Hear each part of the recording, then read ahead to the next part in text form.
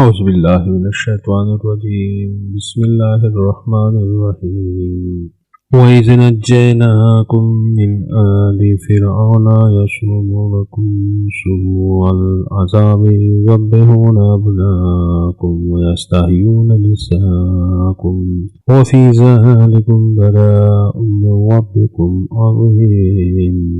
سورہ بقرہ اس سے اول باب نمبر 4۔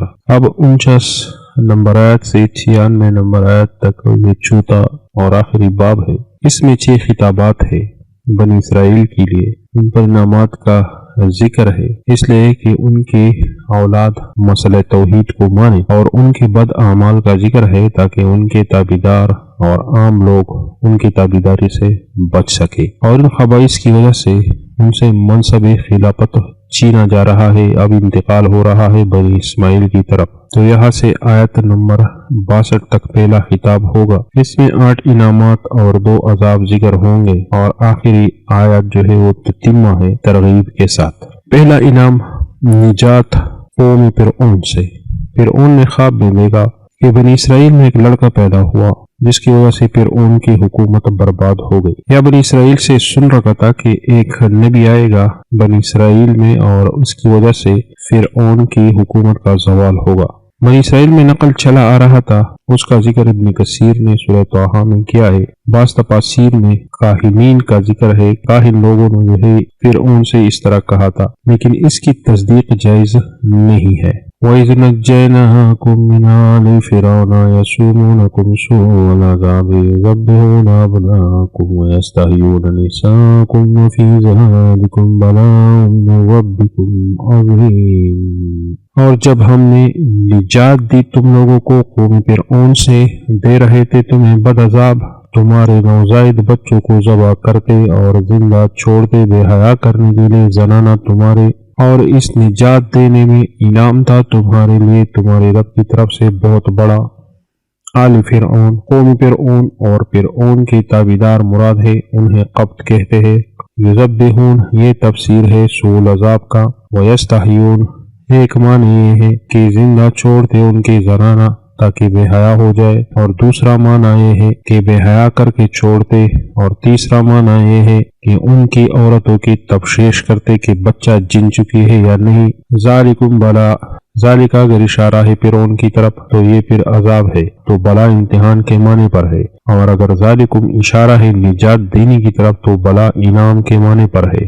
وَإِذْ فَرَقْنَا بِكُمُ الْبَحْرَ فَأَنْجَيْنَاكُمْ وَأَغْرَقْنَا آلَ فِرْعَوْنَ وَأَنْتُمْ تَنظُرُونَ۔ اور جب ہم نے پار ڈالا تمہارے نجات کے لیے دریا قلزم، بس ہم نے تم کو تو بچا لیا، اور غرق کیا ہم نے قوم فرعون، اور تم لوگ ان کو دیکھ رہے تھے۔ آل فرعون میں فرعون بھی داخل ہے، کیونکہ لفظ آل میں مضاف الیہ حکم مضاف کے داخل ہے۔ یہ قرآن کریم کے تصریحات ہے۔ فرعون غرق ہو چکا ہے، سورہ اسراء 103، سورہ ذاریات 40، سورہ نازعات 25 میں یہ ذکر ہے۔ اس میں دوسرا انعام ذکر ہے نجات غرق سے، اور نجات فرعون سے آہستہ آہستہ تھا تو ادھر نجینا ذکر کیا گیا، اور غرق سے نجات ایک بار ہی تھا تو اس لیے ادھر انجینا ذکر ہے۔ دریا کا نام بحر قلزم ہے، یا جس کو بحر احمر بھی کہتے ہیں۔ 51 نمبر آیت، اس کی تفصیل سورہ اعراف میں ہے 142 نمبر آیت میں، اور یہ تمہید ہے صرف تیسرے نعمت کے لیے۔ وَإِذْ وَعَدْنَا مُوسَىٰ 40 لَيْلَةً ثُمَّ اتَّخَذْتُمُ الْعِجْلَ مِن بَعْدِهِ وَأَنْتُمْ ظَالِمُونَ۔ اور جب ہم نے وعدہ کیا موسیٰ علیہ السلام سے 40 راتوں کا، اور پھر تم نے معبود بنایا بچڑے کو موسیٰ علیہ السلام کے جانے کے بعد، اور تم لوگ ظلم کرنے والے تھے شرک کے ساتھ۔ وَأَنْتُمْ ظَالِمُونَ یہاں ظلم شرک کے معنی پر ہے۔ یہود میں حلول کا عقیدہ تھا، اس لیے وہ بچڑے کو پوجنے لگے، اور یہ عادت ان لوگوں نے مصریوں سے سیکھی تھی۔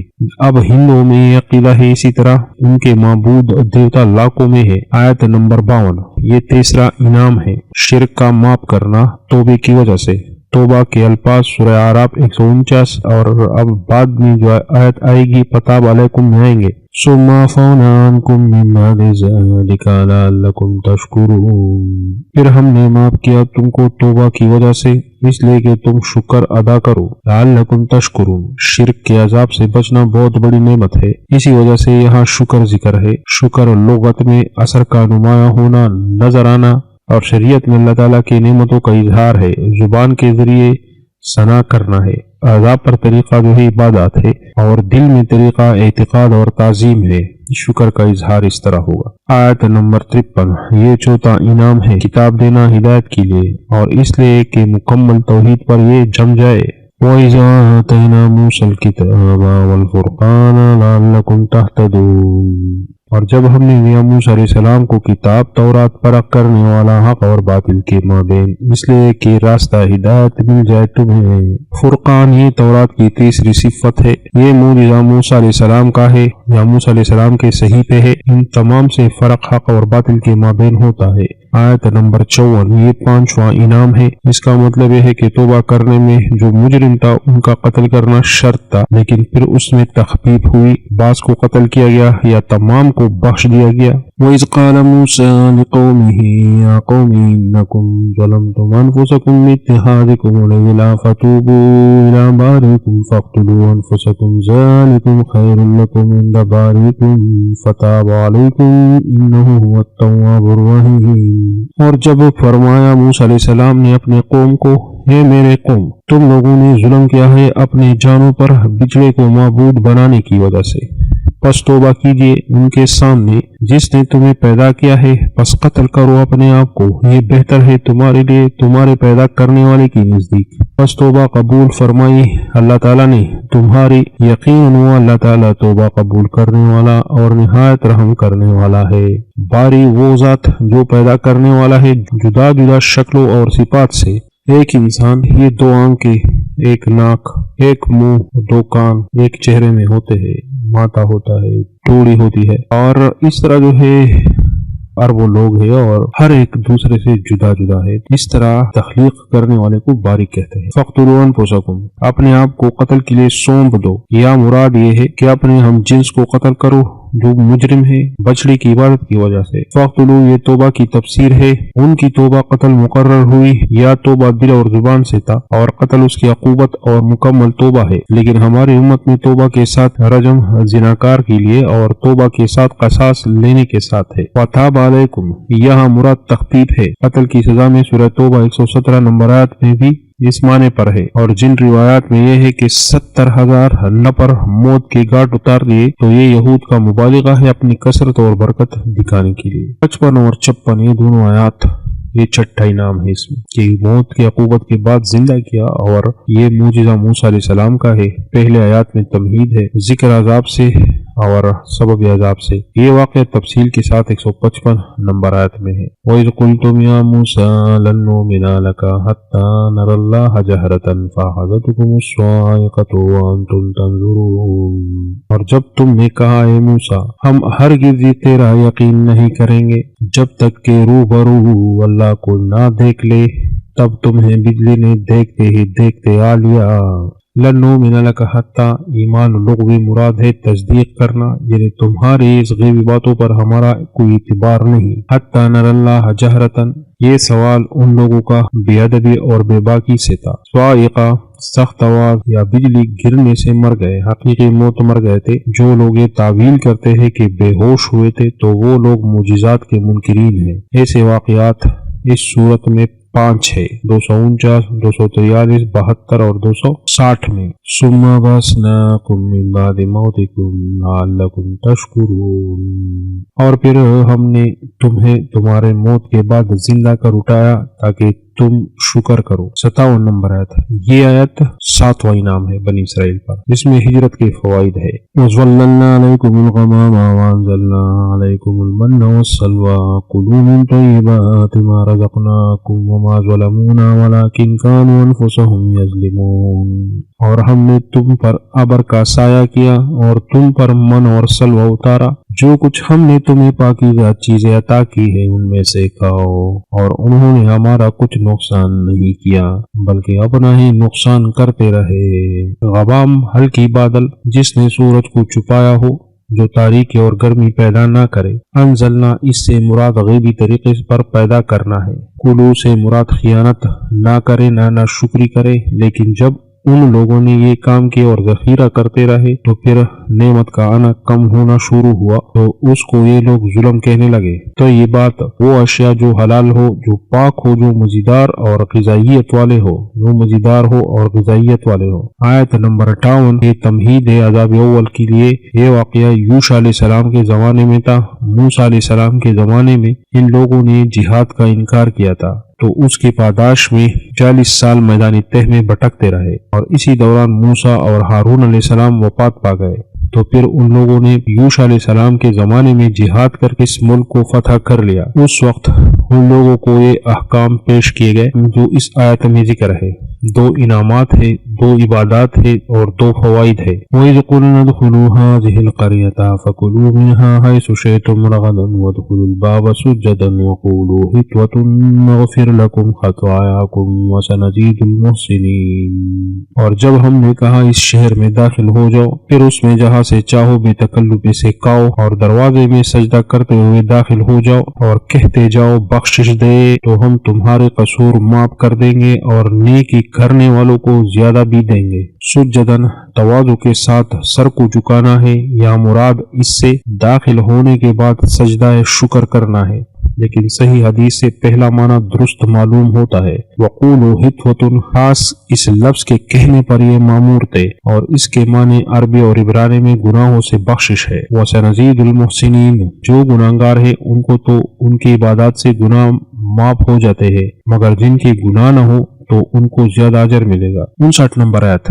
یہ ذکر پہلے عذاب کا ہے، اس کا سبب شرعی لفظ کو بدلنا ہے۔ اس کا مطلب یہ ہے حطوتن کی جگہ حبتن کہنے لگے یا ہنتوتن کہنے لگے، اور سجدہ کے بجائے یہ لوگ گھٹنوں کے بل داخل ہوئے۔ امام بخاری یہ دلیل کتاب تفسیر میں ایک حدیث میں لائے ہے، اور یہ تبدیلی سبب عذاب ہے، اور یہ اس بات کی دلیل ہے کہ شرعی الفاظ اور شرعی طریقے تبدیل کرنا گناہ ہے۔ تبدیل کرنے والے ظالم ہیں اور فاسق اور بڑے عذاب کے مستحق ہے۔ تبدیلی کرنا ایک بڑے عذاب کا سبب ہے۔ اللہ ہم سب کو بچائے۔ یہ بدعتی لوگ کرتے ہیں، وہ اعمال اور عقیدے چینج کرتے رہتے ہیں اور دین کو بدل دیتے ہیں۔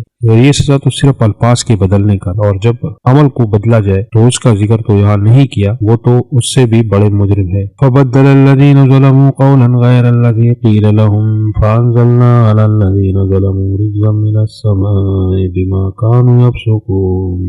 پھر ظالموں نے بدل ڈالا کلمہ سوائے اس کے جو انہیں کہا گیا تھا، سو ہم نے ان ظالموں پر ان کی نافرمانی کی وجہ سے آسمان سے عذاب نازل کیا۔ آیت نمبر 60۔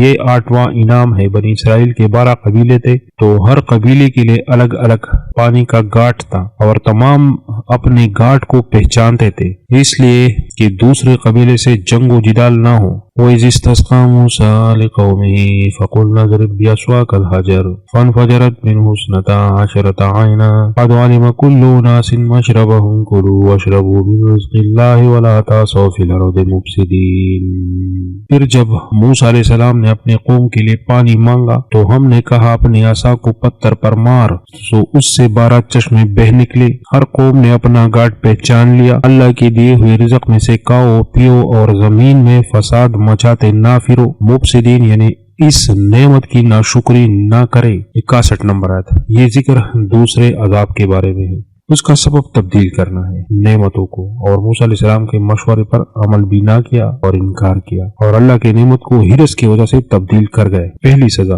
ذلیل ہوئے، کھیتی باڑی میں مشغول ہوئے، جو دین کے کام سے دوری کا سبب بنا۔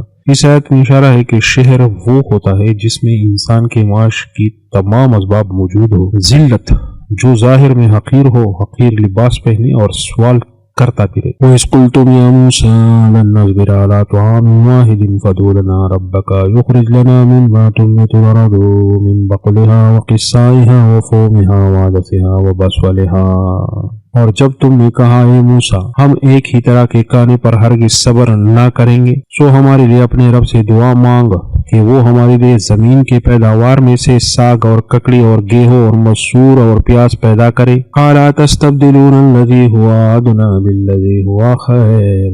کہا کیا تم اس چیز کو لینا چاہتے ہو جو ادنا ہے بدلے اس کے جو بہتر ہے؟ اہبطوا مصرا فإن لكم ما سألتم، کسی شہر میں اترو بے شک جو تم مانگتے ہو تمہیں وہ ملے گا۔